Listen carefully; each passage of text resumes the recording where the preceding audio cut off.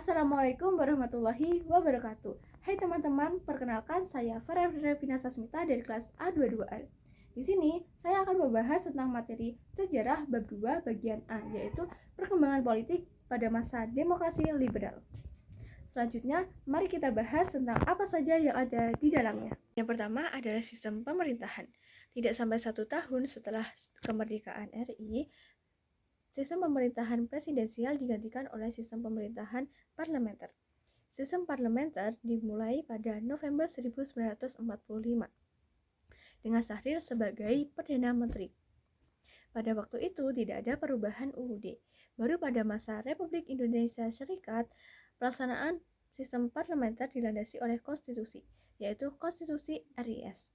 Begitu juga pada masa demokrasi liberal, pelaksanaan sistem parlementer dilandasi oleh UUD. Sementara pada tahun 1950 atau dikenal dengan konstitusi liberal. Salah satu ciri yang nampak pada masa itu adalah sering terjadinya pergantian kabinet. Hal ini disebabkan karena adanya perbedaan pada partai yang ada. Hal ini disebabkan oleh adanya perbedaan di antara partai-partai yang ada. Perbedaan di antara partai-partai yang ada tidak bisa diselesaikan dengan baik, sehingga pada tahun 1950 sampai dengan 1959 terjadi silih berganti kabinet. Selanjutnya kita akan membahas tentang kabinet-kabinet yang ada di dalamnya. Nah, sebelumnya kita sudah membahas tentang sistem pemerintahan itu apa. Selanjutnya kita akan membahas kabinet-kabinet yang ada di dalamnya. Kabinet-kabinet tersebut pada umumnya memiliki program yang tujuannya sama, yaitu masalah keamanan, kemakmuran, dan masalah Irian Barat, saat ini Papua dan Papua Barat. Kabinet Natsir, tahun 1950 sampai 1951. Kabinet Natsir pada tahun 1950 sampai 1951.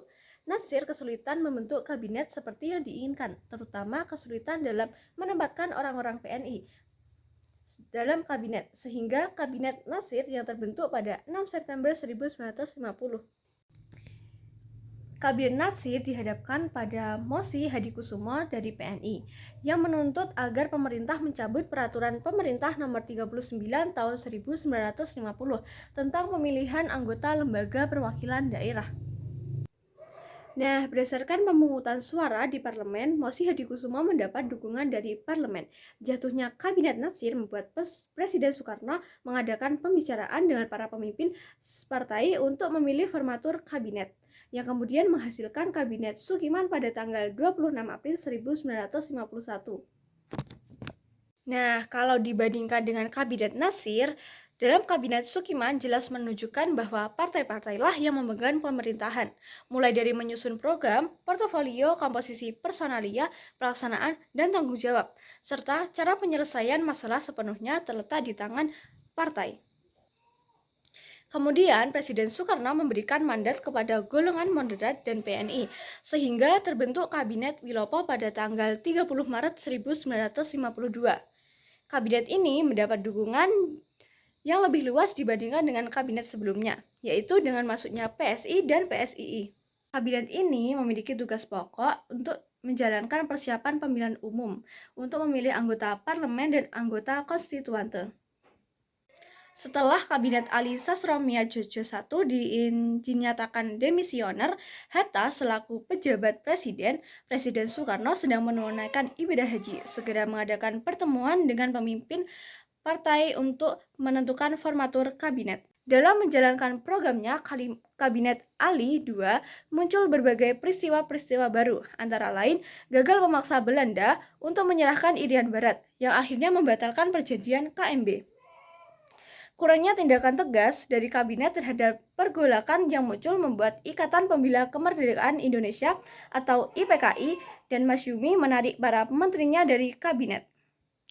Kabinet Juanda merupakan second kabinet dengan beban tugas yang harus dijalankan adalah perjuangan membebaskan Irian Barat dan menghadapi keadaan ekonomi dan keuangan yang memburuk. Dan perlu kalian ketahui bahwa masa demokrasi parlementer ini luas wilayah Indonesia tidak seluas wilayah Indonesia saat ini, karena Indonesia masih menggunakan peraturan kolonial terkait dengan batas wilayah Zone Maritime Krengin Ordonantie 1939 yang dalam pasal 1 menyatakan bahwa laut teritorial Indonesia itu lebarnya 3 mil diukur dari garis air rendah dari pada pulau-pulau dan bagian pulau yang merupakan bagian dari wilayah daratan dari Indonesia. Yang kedua adalah sistem kepartaian. Pasca proklamasi kemerdekaan, pemerintah RI memerlukan adanya lembaga parlemen yang berfungsi sebagai perwakilan rakyat sesuai dengan amanat UUD 1945. Berkaitan dengan hal tersebut, pada tanggal 23 Agustus 1945, Presiden Soekarno mengumumkan pembentukan Partai Nasional Indonesia sebagai partai tunggal. Namun, keinginan Soekarno tidak dapat diwujudkan. Melalui maklumat inilah gagasan pembentukan partai politik dimunculkan kembali dan berhasil membentuk partai-partai politik yang baru. Di antaranya sebagai berikut. Dan berdasarkan hasil pemilihan tanggal 15 Desember 1955 dan diumumkan pada tanggal 16 Juli 1956, perolehan suara partai yang mengikuti pemilihan anggota Dewan Konstituante urutannya tidak jauh berbeda dengan pemilihan anggota legislatif. 4 besarnya adalah PNI, Masyumi, NU, dan PKI. Dalam sidang-sidang Dewan Konstituante yang berlangsung sejak tahun 1956 hingga Dekret Presiden 5 Juli 1959 tidak menghasilkan apa yang diamanatkan oleh UUDS 1950. Dewan memang berhasil menyelesaikan bagian-bagian dari rancangan UUD.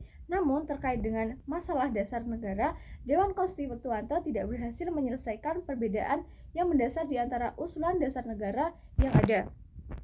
Menyikapi usulan Presiden, Dewan Konstituante mengadakan musyawarah dalam bentuk pemandangan umum. Presiden Soekarno juga mencoba mencari jalan keluar untuk menyelesaikan permasalahan yang ada dengan mengadakan pembicaraan dengan tokoh-tokoh pemerintah. Hasil dari pembicaraan itu esok harinya, Minggu 5 Juli 1959, Presiden Soekarno menetapkan Dekret Presiden 1959 di Istana Merdeka. Isi pokok dari Dekret Presiden tersebut adalah membubarkan Dewan Konstituante, menyatakan perlakuan kembali UUD 1945 dan menyatakan tidak berlakunya UUD sementara 1950. Dekret juga menyebutkan akan dibentuknya Majelis Permusyawaratan Rakyat Sementara atau MPRS dan Dewan Pertimbangan Agung Sementara atau DPAS dalam waktu sesingkat-singkatnya. Nah, itu tadi penjelasan tentang materi sejarah kelas 12 bagian A. Mohon maaf jika ada salah kata dalam pengucapan saya. Terima kasih. Wassalamualaikum warahmatullahi wabarakatuh.